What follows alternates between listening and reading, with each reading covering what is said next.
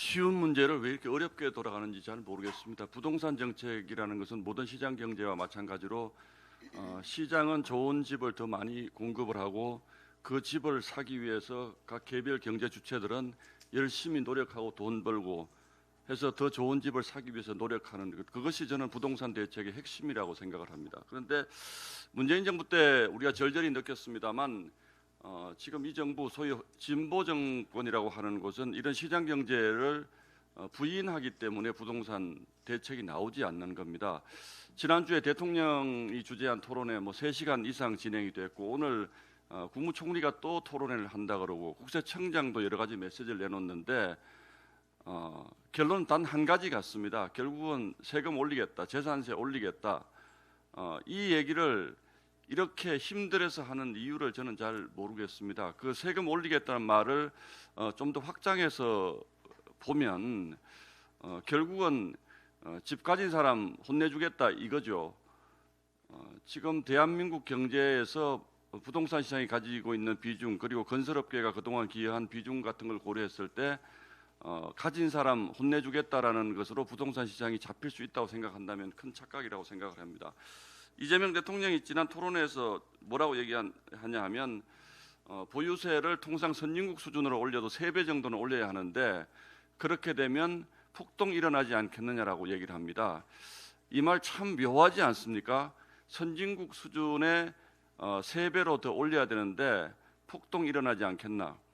그러니까 가진 사람들을 소위 세금을 올리긴 해야 되는데 이 사람들이 폭동이 일으킬까 봐 좀 겁난다 이런 표현인 것 같아요. 그렇습니까? 그동안은 집 여러 채 가진 사람을 악마화하더니 요즘은 똘똘한 한 채 가진 사람을 또 악마화합니다. 그 똘똘한 한 채라는 말이 가지는 의미가 여러 가지 우리 사회적 의미를 가지고 있겠습니다만 굉장히 모순적인 얘기죠. 집 여러 채 가진 사람에 대해서를 악마화하니까 그러면 한 채라도 좀 더 좋은 집에서 나는 살고 싶다라는 욕망을 다시 악마로 규정하면서 그 똘똘한 한 채를 가진 사람들도 소위 악마화해서 세금을 3배 이상 올리겠다 이런 식의 밑밥을 지금 계속 깔고 있는 겁니다.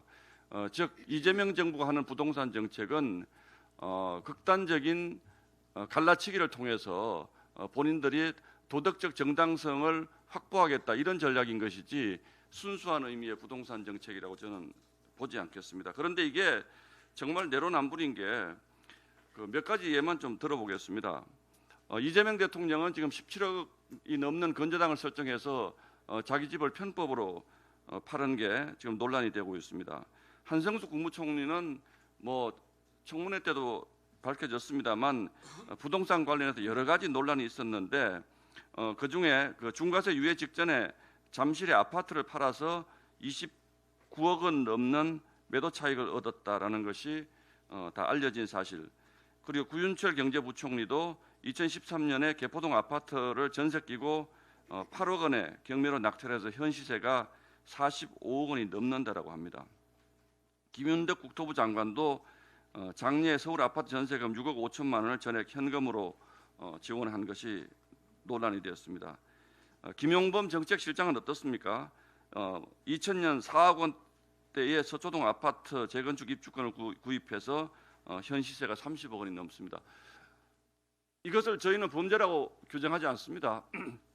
우리 경제 규모가 그만큼 커졌고 그 과정에서 우리가 더 살기 좋게 되었다, 더 풍요롭게 되었다는 상징으로 우리가 받아들여야지 이 문제를 우리 사회가 좋은 집을 산 사람들을 범죄자를 양산한 사회라고 우리가 규정을 하면 앞으로 대한민국 경제는 발전하지 않을 거라고 저는 확신을 합니다.